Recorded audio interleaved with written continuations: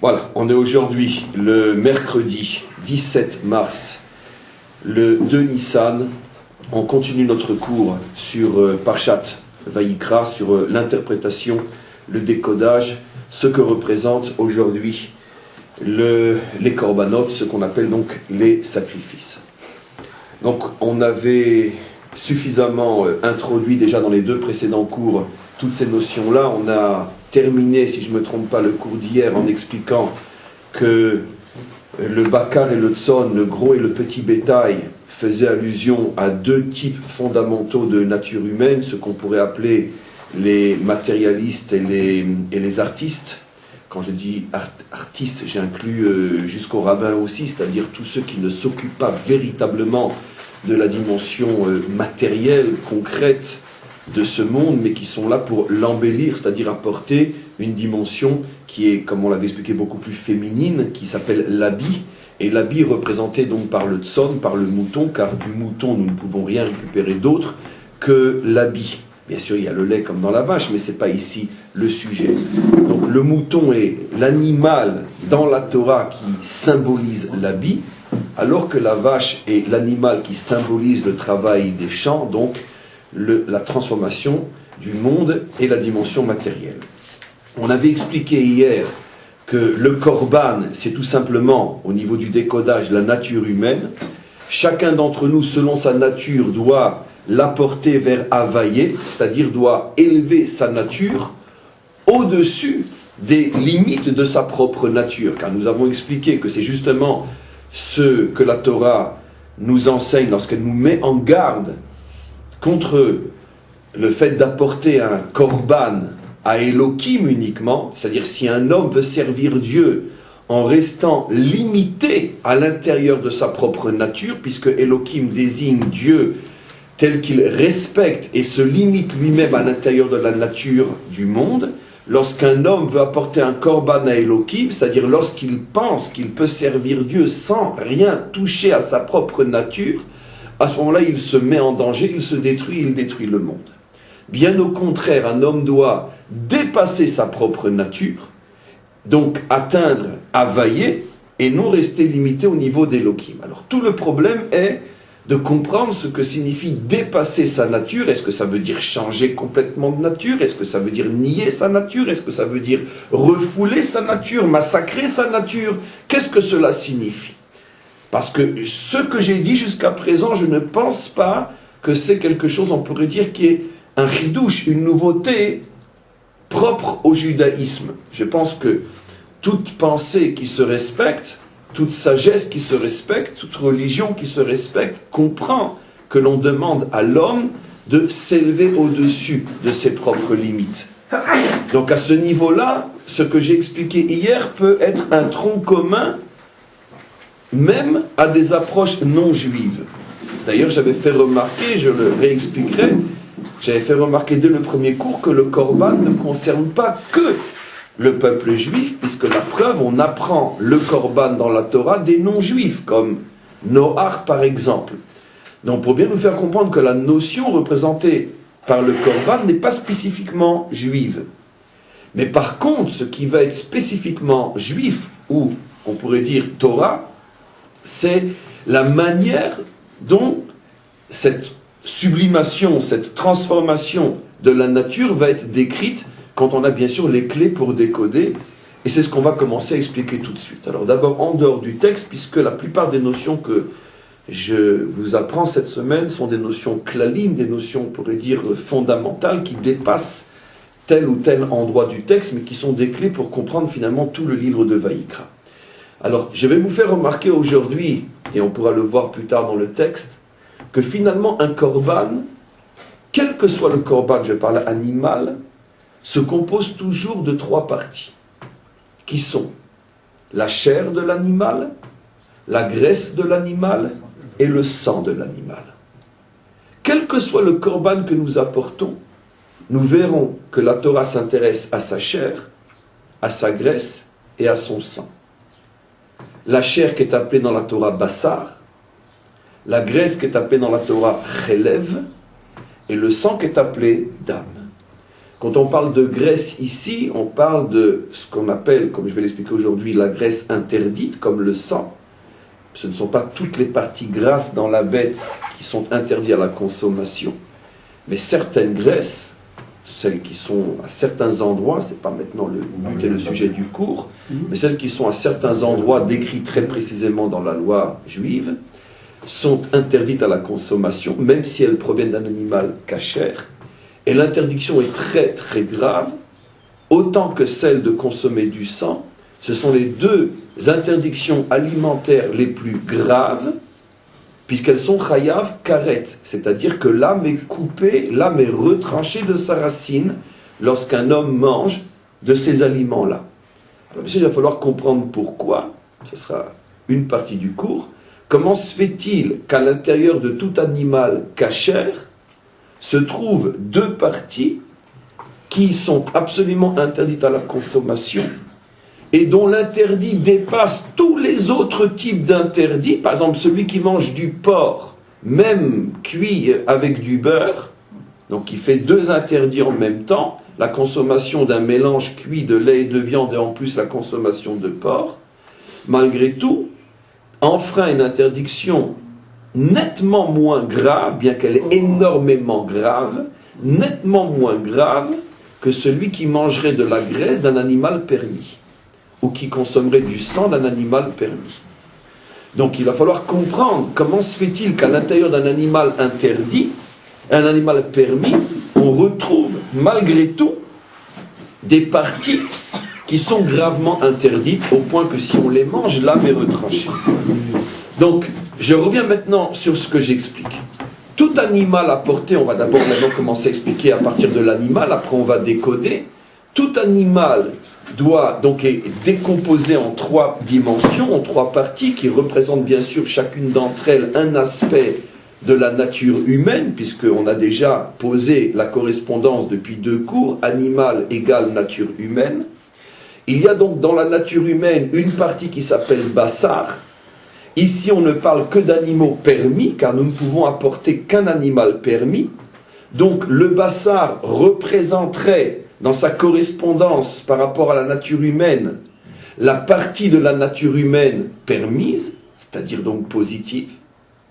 Et il y a deux autres parties dans cette nature humaine, dans cet animal, qui vont participer, et comme on va le voir tout de suite, d'une manière extrêmement importante, qui vont participer à ce qu'on appelle l'offrande, le korban, la graisse, qui est tout le temps, quel que soit le korban, qui est tout le temps brûlé entièrement, consumé ou consommé entièrement sur le misbéar. Et c'est au sujet de la consommation, de la consumation de la graisse qu'il est dit, à chaque fois que l'on apporte cette graisse, qu'on la consume, Re'ach niroach lachem, qu'à ce moment-là se dégage une odeur qui est bonne pour Dieu. Alors bien sûr, qui va imaginer que ça peut être pris à la lettre, ça ne peut être qu'un code, mais quelque chose se passe au moment de la consommation de cette graisse qui fait qu'à ce moment-là précisément, le korban est agréé, c'est-à-dire que finalement que Dieu, pour donner une image telle que la Torah l'utilise, attend que se dégage cette odeur pour que véritablement le korban soit terminé, scellé et accompli. Donc la consommation de cette graisse est fondamentale. Donc première question, comment se fait-il que quelque chose qui est à ce point interdit à la consommation devienne on pourrait dire le pivot, le gorem, on dit gorem en français, la cause la plus importante de l'agrément du korban au moment où il est consumé sur le misbéar, au point que Hachem lui attend avec impatience cette odeur, Re'ach niroach lachem, cette odeur qui se dégage essentiellement de la consommation des graisses. De même, un autre aspect extrêmement important du korban, qui se retrouve dans tous les korbanot, c'est la fameuse zrikat adam, le fait qu'après la shrita, donc après l'acte qui permet de récupérer le sang, la mise à mort de l'animal qui fait que le sang coule, à ce moment-là le sang est récupéré, il est amené à côté de l'autel et sans rentrer dans les détails d'un korban à un autre, mais globalement, il est jeté, zrika, il n'est pas déposé, il n'est pas versé, il est zrika, c'est-à-dire qu'il y a une notion d'un acte assez violent, assez fort, aspergé. Je préfère dire jeter, car la véritable traduction, pour bien rendre compte du sens, c'est jeter. Il y a une sorte, on pourrait dire une allusion à un acte relativement violent, il est jeté sur le misbéar. Et donc ce qui est absolument important, c'est que sur ces, on pourrait dire 3 parties du korban, la chair, la graisse et le sang, les 2 parties les plus fondamentales, qui sont, on pourrait dire, l'essentiel du korban, et qui se retrouvent de la même manière pratiquement dans tous les korban, c'est ce qu'on fait avec la graisse et ce qu'on fait avec le sang. Par contre, au niveau de la chair, ça peut changer d'un korban à un autre. Très globalement, nous verrons que les korbanotes se divisent très globalement en 3 grandes catégories. Ceux dont la chair est entièrement, comme la graisse, consumée ou consommée. On verra, j'espère, la différence entre les deux. C'est pour ça que je joue sur les mots. Consumée ou consommée. Il y a des korbanotes pour lesquels la graisse est entièrement brûlée sur le misbéar. Pardon, la chair est entièrement brûlée sur le misbéar comme la graisse. Il y a des korbanotes où la chair est mangée, mais par le Kohen et non par le propriétaire de l'animal, c'est-à-dire par celui qui l'a apporté, par celui qui en a besoin. Bien que c'est X qui en a besoin, la chair sera mangée par le Kohen et les Kohanim qui se sont occupés de l'animal. Et il y a des korbanotes où la chair est restituée à son propriétaire, ou une partie de la chair, peu importe, ça c'est déjà des détails d'Allah qui ne nous concernent pas, en tout cas dans le cadre de ce cours. Et il y a donc des korbanotes où le propriétaire récupère une partie de la chair. Donc globalement, la chair peut être soit entièrement donnée au misbéar, soit donnée au Kohen, soit donnée à son propriétaire. Par contre, au niveau de la graisse et au niveau du sang, il n'y a aucune différence entre un korban et un autre. Le sang arrive toujours sur le misbéar et la graisse est toujours brûlée sur le misbéar. C'est pour ça que j'ai donc fait une différence entre la graisse, le sang et la chair, parce que la chair, bien qu'elle participe bien évidemment à ce à quoi fait allusion le korban, la chair n'a pas toujours la même destination, soit le misbéar, soit le Kohen, soit le propriétaire. Alors maintenant, bien sûr, il va falloir déchiffrer ces notions-là, les intérioriser et comprendre à quoi ça fait allusion pour nous, toujours fort du principe que nous sommes nous-mêmes le temple, nous sommes nous-mêmes finalement le principal intéressé et celui auquel on fait véritablement allusion derrière le mystère de tous ces versets, d'où nous le savons, un verset explicite qui le dit, Ve'asuli mikdash ve'shachanti betochan. Vous me ferez un temple, mais je résiderai parmi vous, comme pour dire, et non à l'intérieur du temple, comme pour nous dire que le temple n'est finalement qu'une allusion au véritable temple qui est le temple humain, et que tout ce que nous faisons dans le temple n'est qu'une allusion qu'il faut décoder pour comprendre les mécanismes profonds, secrets, mystérieux qui se passent dans l'homme au même moment. Donc tout ce qui se passe dans le temple a forcément un correspondant à l'intérieur de l'homme, et c'est pour ça que le vrai travail qui est le nôtre, le travail des maîtres d'Israël, c'est le décodage, la correspondance dans l'homme, ce qui est le but final de toute la Torah. Donc je reviens maintenant à notre animal qui est la nature humaine. À quoi fait allusion la graisse et à quoi fait allusion le sang? On peut expliquer très simplement, bien que le simplement a parcouru des années et des années de recherche pour arriver à être si simple, mais très simplement, on peut expliquer la chose suivante. La nature humaine procure essentiellement à chacun d'entre nous 2 qualités, 2 forces qui sont essentielles pour chacun d'entre nous. La nature humaine, première chose qu'elle nous assure, qu'elle nous donne, qu'elle nous procure, c'est un sentiment de sécurité profond, de bien-être profond, d'équilibre profond, de stabilité profonde. Donnons des exemples très simples. Ça nous est tous arrivé de nous retrouver dans un endroit qui est très différent du milieu que l'on fréquente, dans lequel on est né, dans lequel on a grandi, dans lequel on a nos amis, nos points de repère, nos références, etc. On se sent mal à l'aise. C'est pas notre milieu. On se sent déséquilibré. On peut même des fois un petit peu paniquer, on a perdu nos points de repère. Ben, on l'a tous vécu le jour où on a fait, toujours trop tard d'ailleurs, le choix de quitter le lieu de notre nature pour venir s'installer ici, en Eretz Israël. Au début, c'est tous les cris et toutes les douleurs de l'enfantement, parce que c'est se faire à une nouvelle mentalité, à une nouvelle nature, à une nouvelle langue, et à quantité d'autres nouvelles choses qui nous déstabilisent complètement jusqu'à ce que petit à petit on se rende compte qu'en vérité, c'est avant qu'on vivait avec notre fausse nature et que petit à petit on a retrouvé notre vraie nature. Mais le passage entre les deux, c'est tout le passage de l'insécurité morale, mentale, psychologique, matérielle, financière et tout ce que ça accompagne comme déséquilibre. Vous arrivez dans un endroit où vous ne connaissez pas la langue, vous ne connaissez pas la mentalité, vous êtes déstabilisé.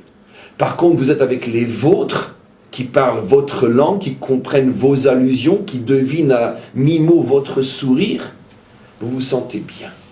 Pourquoi un homme se sent bien ou est censé se sentir bien chez lui, avec sa femme, ses enfants, les siens, parce qu'il est dans le lieu de sa nature. Nature dans le sens qu'il est avec ses points de repère. Donc, la nature stabilise l'homme, elle l'équilibre. On l'a tous compris, c'est très simple. Expliquer d'une manière un petit peu plus sophistiquée, le travail, la parnassa, la réussite, l'argent, aussi stabilise, renforce, équilibre l'homme, le sécurise. On sait tous que ce dont souffre le plus un homme qui ne travaille pas, un homme qui est au chômage, ce n'est pas forcément le manque d'argent, mais c'est le sentiment d'insécurité, de fragilité. Il n'a plus ses points de repère, il est dénaturé, parce que la nature de l'homme, c'est justement de travailler. On peut sophistiquer encore un petit peu plus. Un homme qui est né dans un endroit, qui a grandi dans un endroit, et qui, même à l'intérieur d'un même pays, doit, pour des raisons professionnelles ou autres, s'installer dans une autre région qui n'est pas la sienne, du nord au sud, ou du sud au nord, ou de l'est à l'ouest, toujours le même problème. Il a perdu ses points de repère. Ça, c'est la première dimension qu'offre la nature. La deuxième dimension qu'offre la nature, c'est que la nature me procure aussi, ma nature, ma raison de vivre, mon but dans l'existence, ce pourquoi je me lève, ma vitalité, ma chayout, mon énergie, mon bien-être. Donnons un exemple simple. Je prends toujours bien sûr l'exemple de celui qui a la chance et le bonheur de pouvoir vivre selon sa nature. Si je suis un homme, je suis un homme d'affaires, j'aime les affaires, j'aime bouger, j'aime, etc. Et que j'arrive à réaliser mon aspiration naturelle et qu'en plus je réussis, ben ça devient toute ma raison de vivre. Je suis heureux le matin de me lever, de me rendre à mon travail parce que je sais que je vais faire telle affaire et telle affaire. Et puis l'adrénaline monte et j'aime ça, il y a des hauts, il y a des bas, etc. J'aime. Prenez cet homme d'affaires, enfermez-le dans un bureau à taper des lettres, même s'il gagne beaucoup d'argent pour le faire, supposons que ce ne soit même pas une différence au niveau du salaire, ça va le tuer, ça le dénature, c'est pas ma nature. À plus forte raison, prenez un homme d'affaires, faites-en un artiste, ou prenez un artiste et faites-en un homme d'affaires. Vous le dénaturez, il meurt. Donc, lorsque j'ai la possibilité de vivre selon ma nature profonde, ça me donne aussi de la chayout, de l'énergie. Et ça me rend d'une certaine manière heureux. Vous avez compris, je pense, sans vous en aller plus loin, que j'ai défini tout simplement les deux symboles animaux qui sont la graisse et le sang. C'est quoi la graisse? La graisse, c'est la première qualité que confère la nature humaine. La sécurité, la tranquillité. Je suis posé, je suis équilibré, je suis stable. Tout le monde sait que même au niveau de la nature humaine, dans le sens le plus biologique du terme, je ne sais pas si le mot biologique est le mot approprié, La graisse est facteur, quand il n'y en a pas trop bien sûr, car comme toutes les bonnes choses, elle est aussi facteur de poison et de danger, parce que quand on s'engraisse trop, on en meurt. Mais la graisse est généralement facteur d'une certaine sécurité morale et stabilité intérieure psychologique. Tous les psychologues le savent et l'expliquent, tous les bons et vrais médecins le savent et l'expliquent.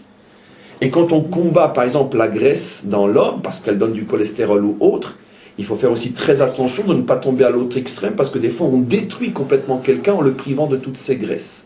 La graisse est un facteur stabilisant. Et il y a des hommes qui ont une nature à s'engraisser parce que justement, on le trouve par exemple chez ceux qui prennent énormément de risques dans l'existence, on le trouve très souvent chez les dirigeants, on le trouve très souvent chez les hommes d'affaires, on le trouve très souvent chez ceux qui s'investissent énormément, qui prennent énormément de risques et qui ont besoin de compenser avec énormément de stabilité intérieure, de sécurité intérieure. Généralement ils s'engraissent. Il y a un facteur équilibrant dans la graisse. C'est connu même dans les moindres détails de la nature biologique de la graisse. Encore une fois, comme tout, c'est une question d'équilibre, trop ou pas assez. D'où le danger cholestérol ou l'inverse.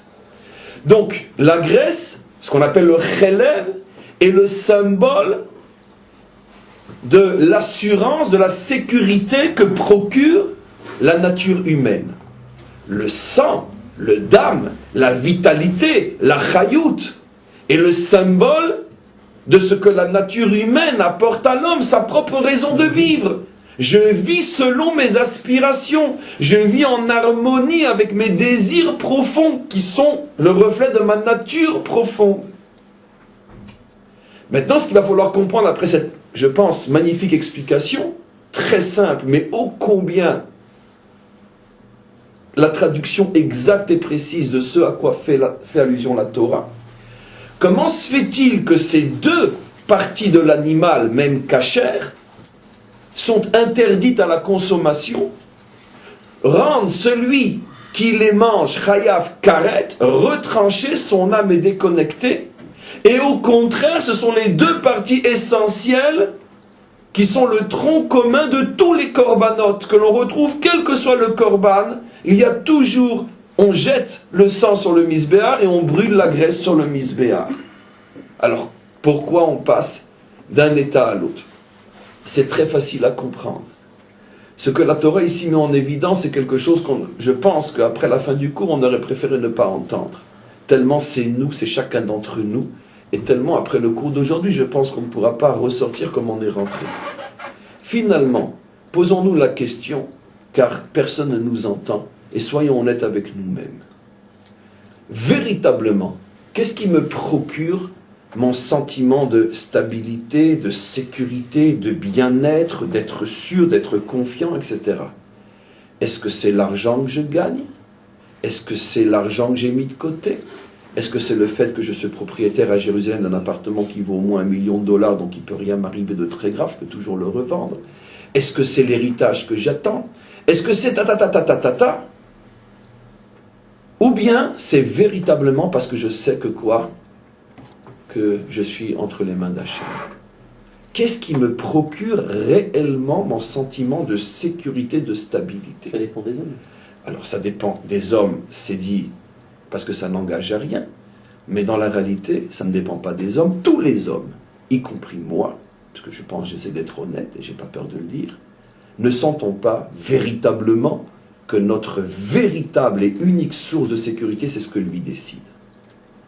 On le dit, parce qu'il faut bien jouer la comédie.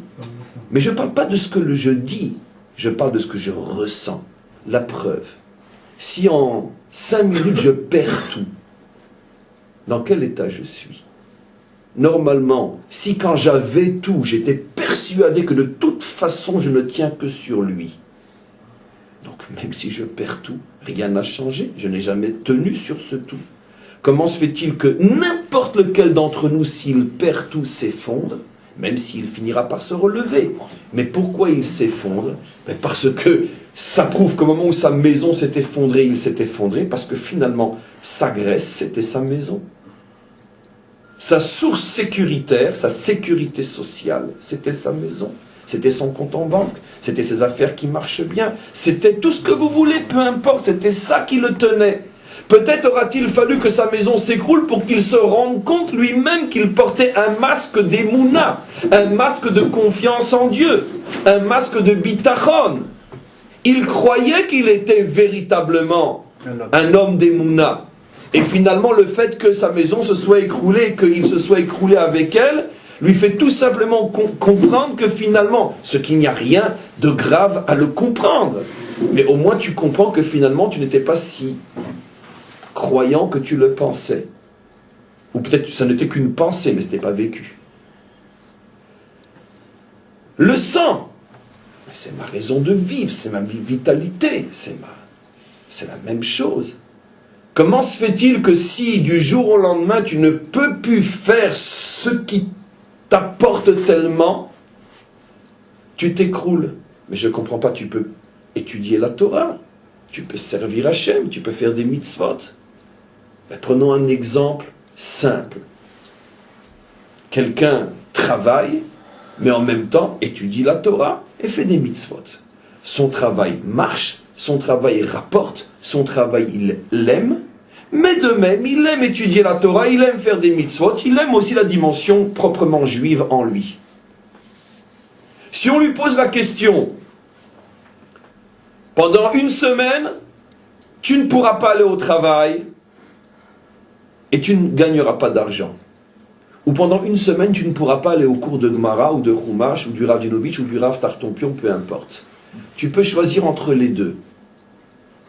La réponse est évidente. Soyons honnêtes. D'accord? Je vais me retrouver tout seul dans le cours. C'est évident. Et pourtant, je pense que les cours sont intéressants. Mais c'est normal, on est des animaux. Notre véritable nature n'est pas là où elle devrait être. La chance qu'on a, c'est qu'on marche sur nos deux jambes et personne ne sait qu'on est des animaux.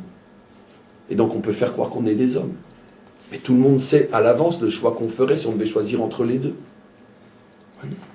Qui sont ceux qui véritablement sont le modèle intérieur de ce qu'ils montrent à l'extérieur? C'est-à-dire marcher sur leurs deux jambes. Qui sont ceux qui, s'ils doivent choisir entre une mitzvah et se rendre au travail, et que c'est ou l'un ou l'autre, vont choisir la mitzvah et pas le travail? Non, c'est évident que non. Ça, c'est le sang. Où est ma vitalité? Où est véritablement ma raison de vivre?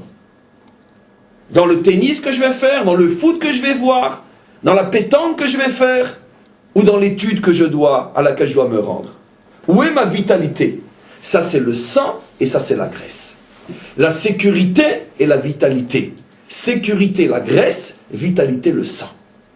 La Torah nous dit la chose suivante. La nature humaine, proprement dit, c'est le troisième symbole, c'est la chair. La nature humaine, c'est la chair. Toute nature humaine, dans le langage codé de la Torah, s'appelle la chair animale. La graisse de cette chair, c'est quel est ton rapport à ta nature? Est-ce que c'est elle qui te sécurise? Le sang de l'animal, au niveau du décodage, c'est quel est ton rapport à ta nature? Est-ce que c'est elle qui est ta raison de vivre ou ta raison de vivre est ailleurs? La Torah nous dit maintenant la chose extraordinaire suivante. Vous savez ce que signifie servir, availler avec sa nature? C'est être capable de donner à availler la graisse et le sang.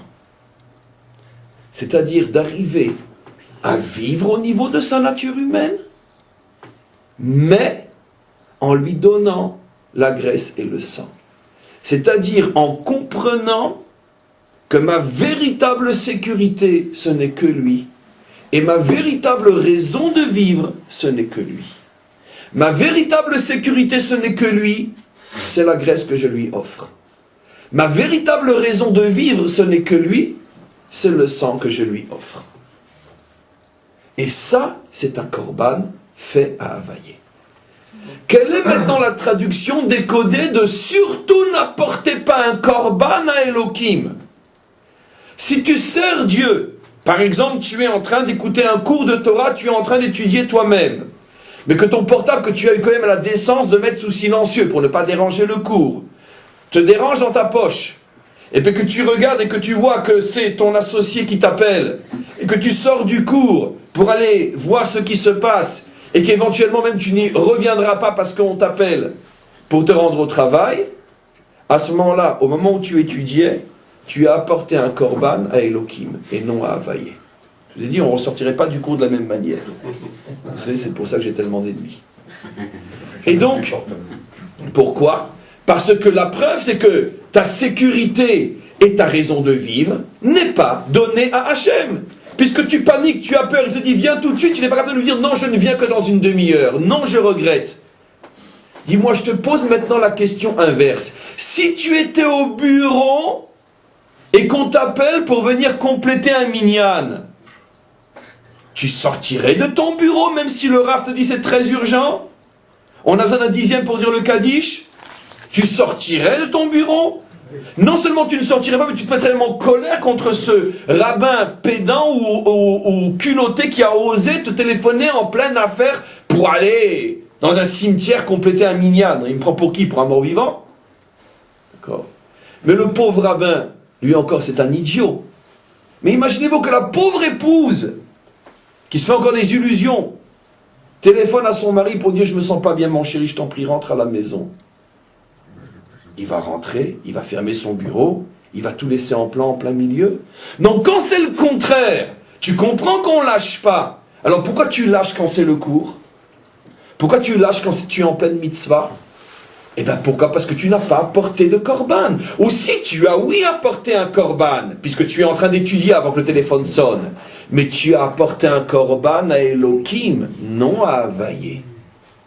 Vous savez ce que ça veut dire apporter un korban à Havaïe? On a un exemple célèbre, pour certains d'entre vous l'avez déjà entendu, mais moi je l'ai déjà raconté à moi-même 1000 fois cette histoire. Je suis sûr que dans la milliardième de fois, je serai encore passionné comme la première fois.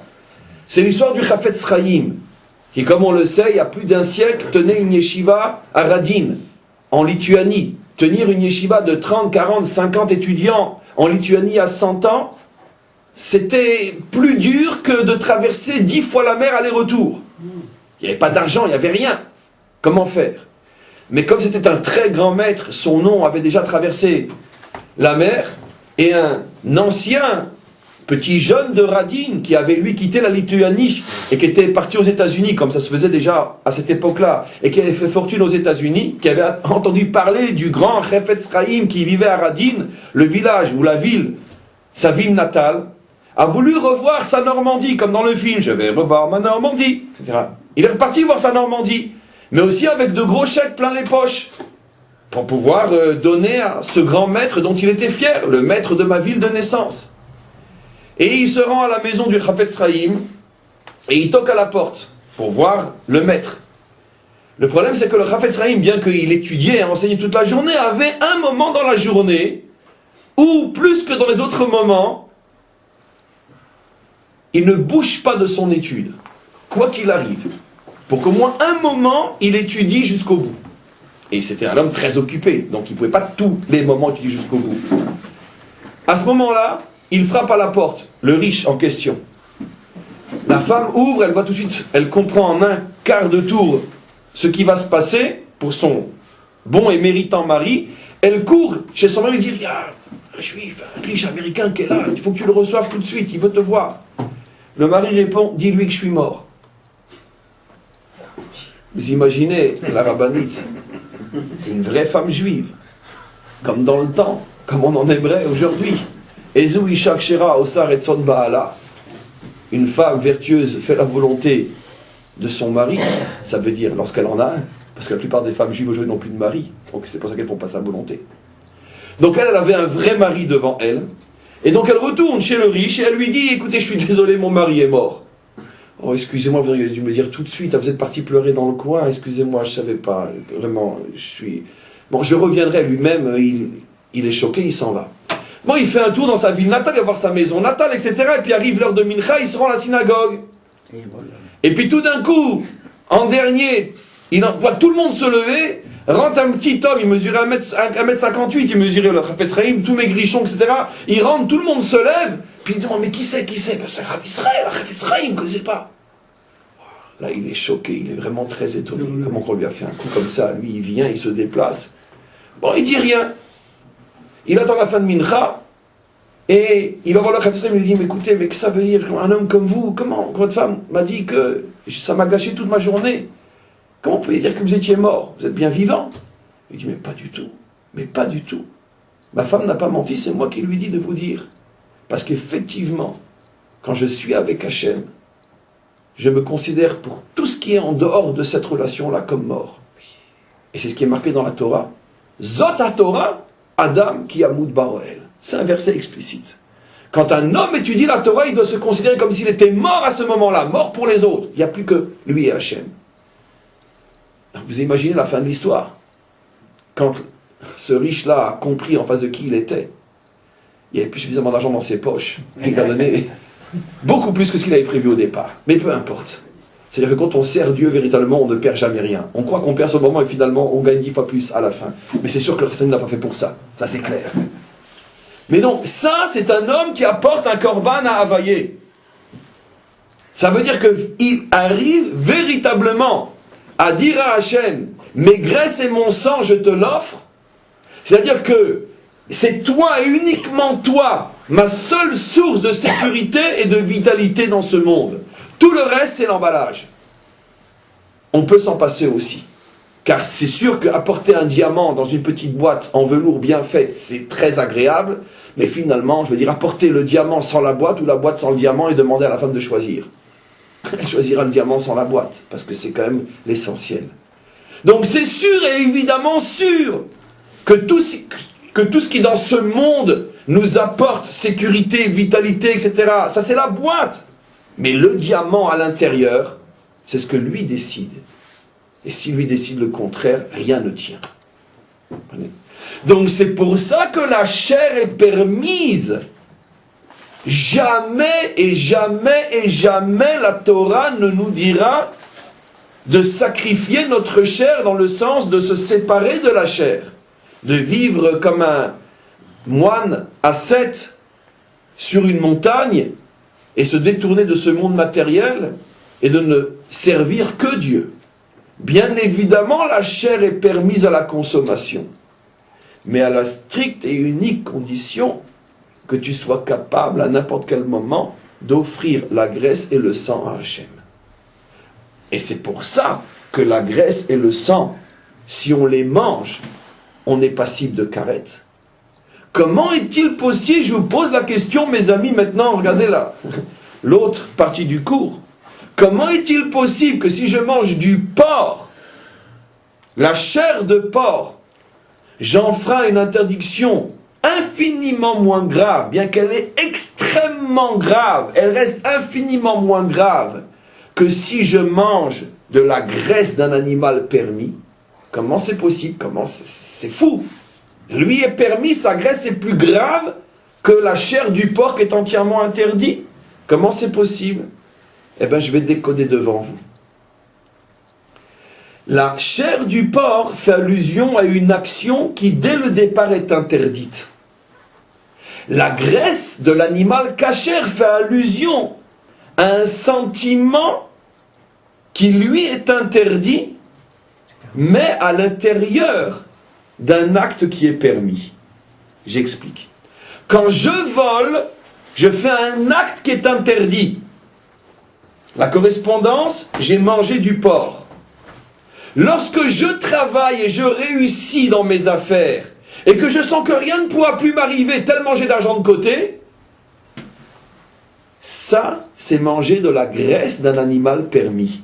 Parce que le travail est permis, le travail est cachère. Mais le sentiment qu'il te procure, que tu es sécurisé à vie, toi, tes enfants et tes petits-enfants, ce sentiment, c'est de la graisse interdite. La Torah nous dit, qu'est-ce qui est plus grave?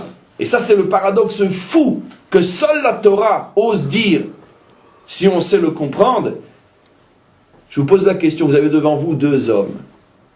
Un qui travaille d'une manière propre toute la journée, il fait ses 8-10 heures de travail, il vole personne, il fait du mal à personne, mais comme il gagne bien sa vie, il rentre tous les soirs avec le sentiment que, moi, blindé, peut rien m'arriver.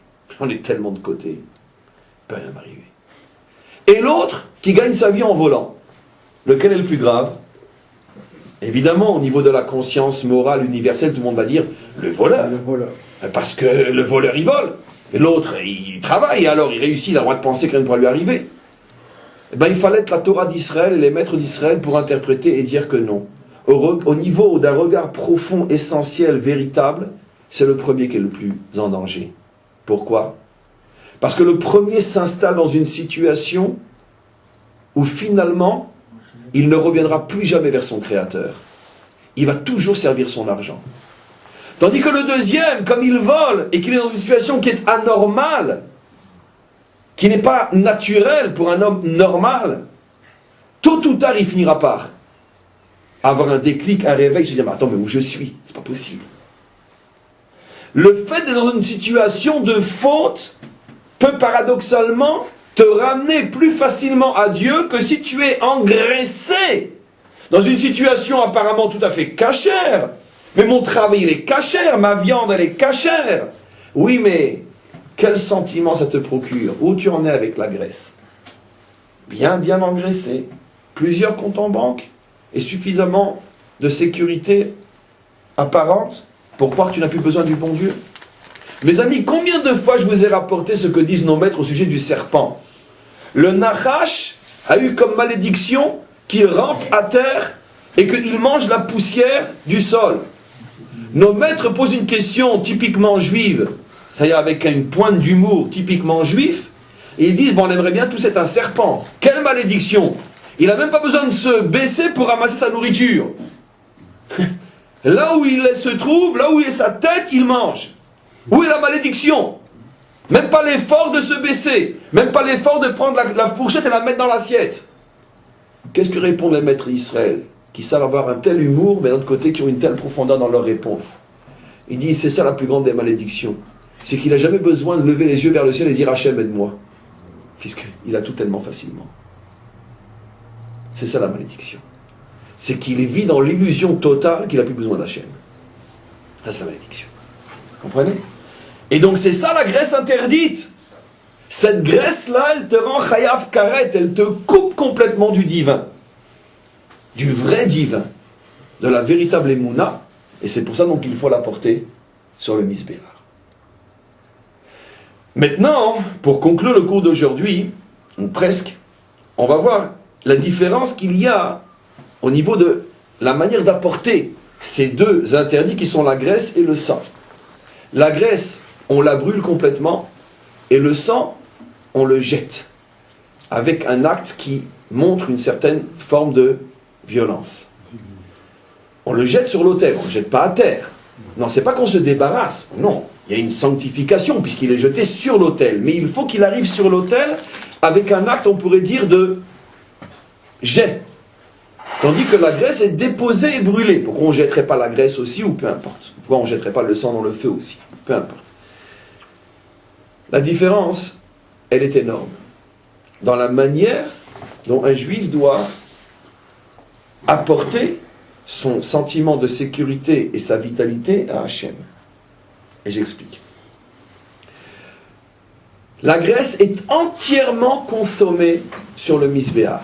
Ça veut dire qu'elle disparaît entièrement. Et seulement lorsqu'elle a entièrement disparu, l'odeur de cette graisse disparue provoque un réar néroir que je me dis, ah ça y est, je me sens bien.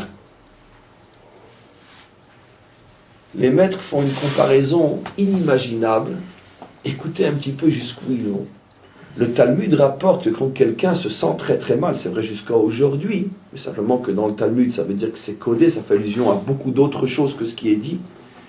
Donc maintenant, quand quelqu'un est proche de s'évanouir, se sent pas bien, etc., amène-lui un bon parfum, et il va le respirer, on le fait jusqu'à aujourd'hui, et il va retrouver ses esprits. Donc le parfum a la capacité de redonner du punch à quelqu'un qui était en train de s'écrouler. Pas par manque de nourriture, mais par angoisse ou ce que vous voulez.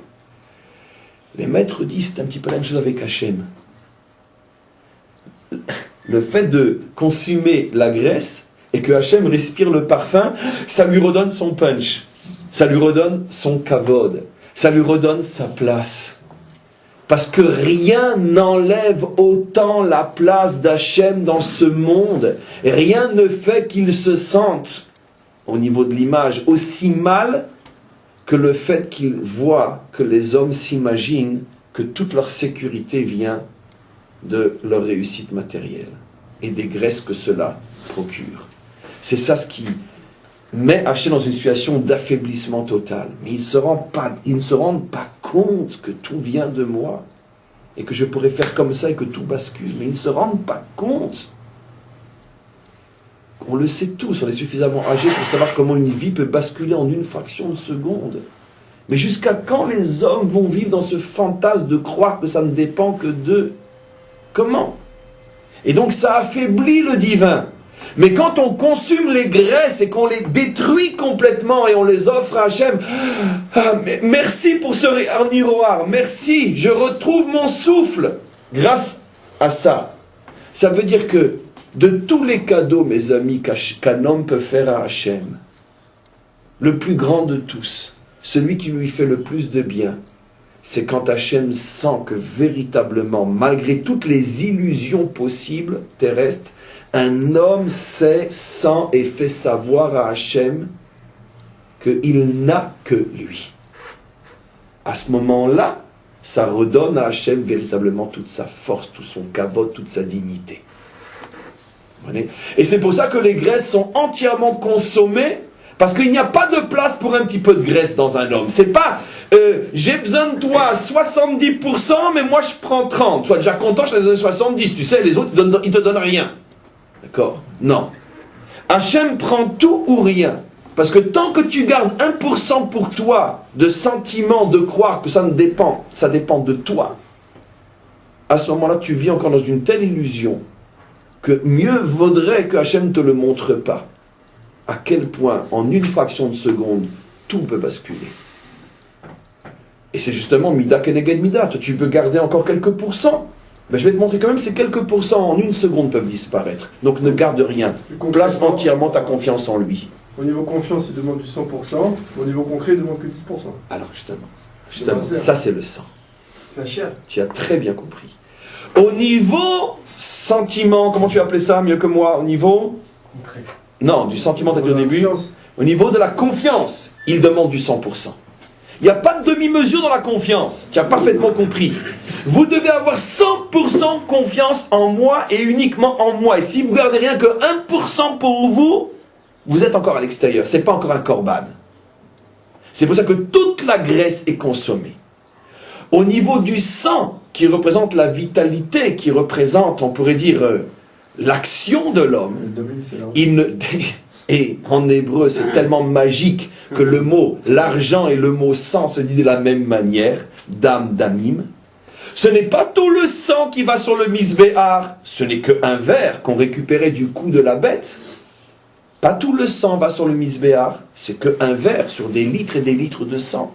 Et de même, ce sang qui va sur le misbéhar n'est pas mis sur le feu, il est simplement jeté, mais il coule sur le misbéhar. Et plus que ça, une partie du sang qui allait dans le misbéhar, qui allait sur le misbéhar, était même récupérée et passée après, peu importe, par des canaux, et se déversait, peu importe ailleurs. Mais en tous les cas, le but n'est pas de faire disparaître le sang. Ni d'abord parce que la majorité du sang reste en dehors de l'autel, et même la petite partie qui va sur l'autel n'est pas détruite. Et effectivement, c'est exactement ce que tu expliques. Le paradoxe du paradoxe, c'est que, mais je vais terminer pour que ce soit bien compris, au niveau de notre confiance, Dieu ne fait aucun compromis. Il ne laissera aucun d'entre nous vivre dans l'illusion de croire que ça dépend aussi de nous. Ça ne dépend que de lui. Maintenant, Hachem n'est pas un despote. Il ne nous demande pas de consacrer toute notre vie qu'à lui. Non. Il nous laisse travailler. Il nous oblige même à travailler, comme il est dit. Je ne te bénirai que si tu fais quelque chose. Bien sûr qu'on doit faire. Nous sommes des constructeurs. Qui plus qu'Israël est impliqué, engagé dans la construction et transformation de ce monde dans tous les domaines de la science et de l'action. Et au niveau de notre argent, comme on le sait, et tu as tout de suite compris, Dam Damim, il ne demande pas qu'on lui consacre 90%, à plus forte raison 100% de nos revenus, et nous on garde 10% pour nous. C'est le contraire. 90% pour nous et 10% pour lui. Je vous juste une parenthèse. Pour les gens très riches, c'est 20% pour lui et 80% pour nous. Mais même pour les gens très riches qui doivent donner 2 maaser, comme c'est rapporté dans la halakha explicitement, tout reste à définir ce qu'on appelle très riche, mais peu importe, c'est pas le sujet du cours. Mais même si ça va, même un homme très riche ne donne que 20%, qu'est-ce que c'est par rapport à 80% pour moi? Tu as très bien compris. Mais maintenant, regardez aussi ce que nous dit la Torah. On apprend d'un autre verset que celui qui ne donne pas ses 10%, qu'est-ce qui va lui arriver? C'est que finalement Hachem lui prendra 90 et il ne lui restera que 10. C'est un verset explicite avec un Rashi. Ça veut dire que Rashi explique ce verset de la manière suivante. En vérité, 100% est à moi et à plus forte 90. Mais moi, je ne te demande pas de vivre à ce niveau-là. Prends 90 qui sont à moi pour toi et donne-moi les 10%, les tiens que je prends pour moi. Mais si même ces 10% tu ne me les donnes pas, alors je vais te ramener à la vraie réalité. Je prends ce qui est à moi, je te laisse ce qui est à toi. 90 est à moi, 10 est à toi. Comprenez? Mais malgré tout, au niveau du vécu, les choses sont comme ça, effectivement. Et donc ça, c'est, on pourrait dire, la grandeur profonde d'Hachem, dans sa bonté infinie pour les hommes, parce que d'un côté, au niveau, encore une fois, du sentiment, il demande du 100%, mais au niveau du vécu, il contente de beaucoup moins. Pourquoi? Parce que si le sentiment est réellement sincère, c'est-à-dire si je sais que 100% de ma vie c'est toi, alors Hachem me laisse vivre avec ce 100% qui vient de lui, il me laisse vivre avec 90% de ce 100%. Tellement, en vérité, il est bon pour l'homme. Mais à condition que les règles soient respectées. Donc ce qu'on a expliqué aujourd'hui, c'est encore une fois la base de tout ce qui permet de comprendre la notion de Korban. À partir de demain, il nous restera à expliquer, on va commencer à expliquer, je veux juste dire des choses un petit peu essentielles maintenant. J'invite ceux qui veulent poser des questions à commencer à poser des questions pendant que je termine le cours oral. Donc, à partir de demain, jeudi, on va s'intéresser aux différentes sortes de korban, puisque fondamentalement, il y a le korban ola, le korban shlamim, le korban khatat. On va essayer de voir à quoi correspondent ces korbanot. Tiens, je vois qu'on n'arrive pas, il y a un problème, on n'arrive pas sur le... Non, on ne peut pas y arriver aujourd'hui. Ainsi peut-être, non. On va voir à quoi correspondent ces différentes sortes de korbanot. Oui, on y est arrivé.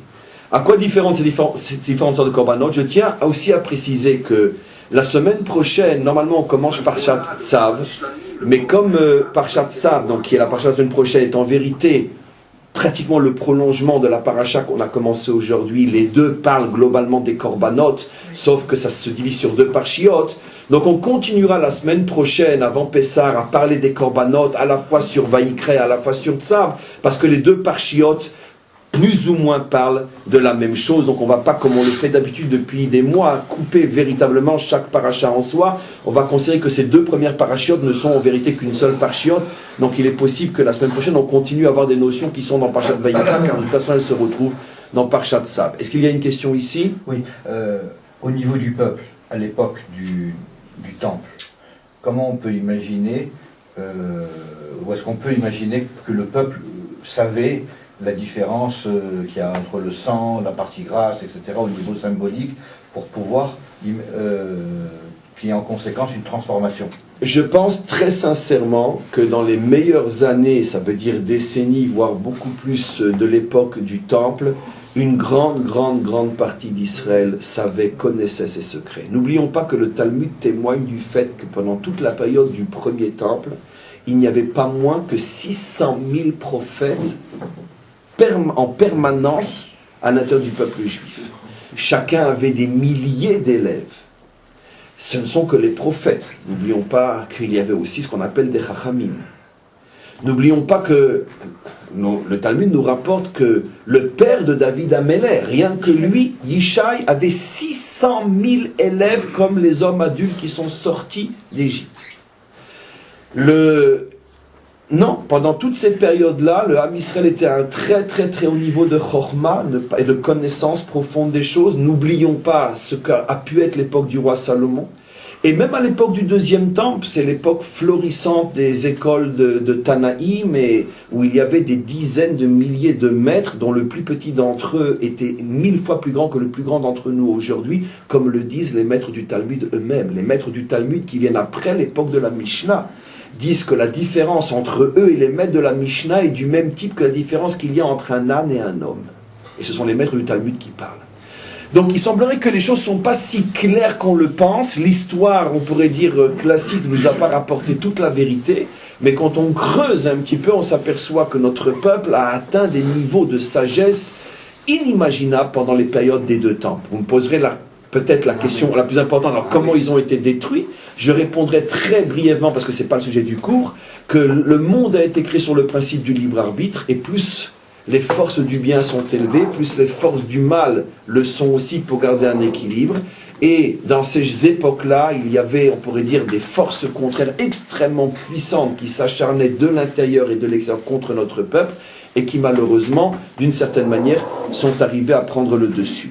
Je reprends maintenant, comme on a l'habitude de le faire, les questions. Pourquoi c'est Adam qui apporte un animal et un Nefesh qui apportera un korban de farine? Bien sûr, vous posez une question qui sera traitée dans les prochains cours. La question est qu'il y a des fois où on voit que c'est le mot Adam qui apporte un korban, et on voit que des fois la Torah dit le mot Nefesh, une âme apporte un korban. Je tiens juste à vous dire qu'on retrouvera aussi l'expression Nefesh, pas seulement pour de la farine, mais même pour un animal. Regardez plus loin dans la paracha, quand il s'agit d'apporter un korban, après avoir fait une faute, c'est marqué Nefesh là-bas, comme pour la farine. Ça, je l'expliquerai. Pourquoi des fois on parle de Adam, des fois on parle de Nefesh. Deuxième question. En ce qui concerne le shiur d'hier, quand les Égyptiens donnent tous leurs biens avec le sourire, ça c'est un autre cours alors. Non, c'est un autre cours. Alors, n'oubliez pas, retrouvez. Alors, bon, il y a une autre question. Retrouve-t-on les 4 règnes dans le Korban? Je n'ai pas compris ce à quoi fait allusion les 4. Ah oui, les 4 règnes, apparemment. Les 4, oui, j'en ai parlé dans un autre cours, je crois hier ou avant-hier. Effectivement, on retrouve dans les corbanotes les 4 éléments qui composent l'ensemble de la nature. Le minéral, le végétal, l'animal et l'humain, puisque l'humain, c'est l'homme qui s'approche lui-même, Adam qui a crié, je l'ai expliqué hier. L'animal, c'est l'animal, le végétal, c'est la farine, entre autres. Il y avait d'autres végétaux aussi, mais c'est surtout de la farine. Et le minéral, c'est l'eau qu'on versait une fois par an, au moins, sur le Misber à l'époque de Sukkot. Donc effectivement, les 4 éléments sont repris. Il y a une autre question. Si je ne suis pas heureux de ma vocation professionnelle et que je sens que je ne suis pas à ma place, ce manque de vitalité, donc est-ce que ça peut provoquer un manque de vitalité envers Dieu ou de confiance en lui? Je pense que oui. Je pense que la question est très pertinente, très profonde.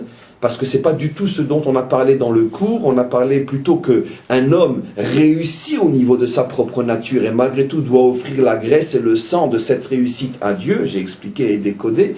Là, la question est inverse. Qu'est-ce qui se passe si un homme n'est pas à sa place sur le plan naturel? Il ne se sent pas dans le milieu qui lui correspond. Il ne se sent pas dans le travail qui lui correspond, avec les gens qui lui correspondent, dans l'endroit, dans le pays, dans la langue, tout ce que vous voulez.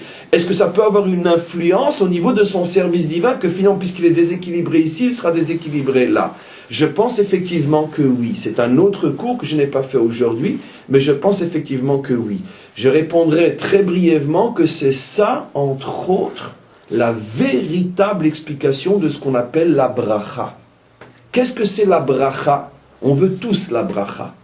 C'est quand un homme a le bonheur de vivre exactement selon ses aspirations profondes, et même et surtout sur le plan matériel, donc naturel. Parce que tant qu'un homme n'est pas bien dans sa peau, terresтрement parlant, c'est clair qu'il ne pourrait pas être bien dans son âme, célestement parlant. C'est clair. Et quand Hachem aime un homme et veut que cet homme se rapproche de lui, la première chose que Hachem fait, c'est de lui apporter d'abord une satisfaction naturelle au niveau de l'animal en lui. Mais d'un autre côté, l'homme ne doit pas être ingrat, c'est tout le cours d'aujourd'hui.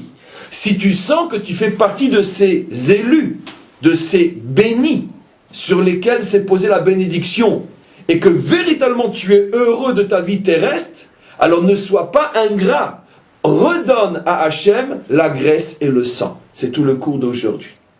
Donc effectivement, je reviens sur la réponse. Si un homme sent que ça ne marche pas dans le travail, ça ne marche pas dans le social, ça ne marche pas, Bekitsour, dans sa dimension terrestre, il est sûr qu'il est dans une situation de non-bénédiction. Je n'ai pas dit de malédiction, car la malédiction c'est pire que ça. De non-bénédiction, et il doit donc chercher à résoudre ce problème. Pourquoi n'ai-je pas la bénédiction? Car la Torah nous a promis la bénédiction. La Torah nous a promis que quand un homme sert Dieu, Hachem, première chose qu'il fait, c'est le béni. Donc il faut savoir où ça peut se trouver. Comme la question malgré tout m'intéresse et qu'elle fait tellement partie du cours, je vais donner un exemple. Si un homme marié, par exemple, sent que ça ne marche pas en ce qui le concerne, lui, dans les activités professionnelles ou autres, ça ne marche vraiment pas seulement ses caprices qu'il en veut toujours plus, mais que objectivement ça ne marche pas, peut-être qu'il doit voir comment s'habille sa femme, puisque l'un des facteurs essentiels de la bénédiction, c'est la pudeur de l'épouse, comme nos maîtres nous l'expliquent. Donc si la femme s'habille mal, à plus forte raison, si elle s'habille véritablement mal, il est clair qu'elle enlève la bénédiction de son mari. Donc automatiquement, ça peut être une des causes, un des facteurs où il faut chercher. Il peut y avoir un autre facteur. Shabbat est porteur de bénédiction. Peut-être que tu ne respectes pas Shabbat comme on l'attend d'un homme comme toi, etc., etc. Bon, il y a trop de notions à apporter, mais globalement, toutes les réponses vont dans ce sens-là. Tant qu'un homme sent qu'il n'est pas heureux véritablement sur le plan matériel, c'est la preuve que la bénédiction est bloquée, qu'il apprenne, qu'il demande à un rave, que le rave lui explique quels sont tous les facteurs qui enlèvent la bénédiction. Un autre auquel personne ne pense, le fait de porter un habit sur lequel il y a un mélange de lin et de laine. Ça paraît fou, mais c'est un des facteurs les plus meurtriers qui enlève la bénédiction. Un habit de lin et de laine. Donc des fois un homme se tape la tête contre le mur, mais tout ce que je fais ça ne marche pas, mais qu'est-ce qui se passe? Des fois ça peut être un problème de lin et de laine qu'on porte sur soi. Quel est le rapport? Ils font 1 milliard de cours pour l'expliquer. Mais en tout cas, nous ce qui nous intéresse c'est que c'est sûrement vrai, puisque c'est ce que nos maîtres nous enseignent. Voilà pour aujourd'hui, on arrête le cours et on reprend bien sûr ce cours si Dieu veut demain pour le terminer et bien sûr continuer la semaine prochaine.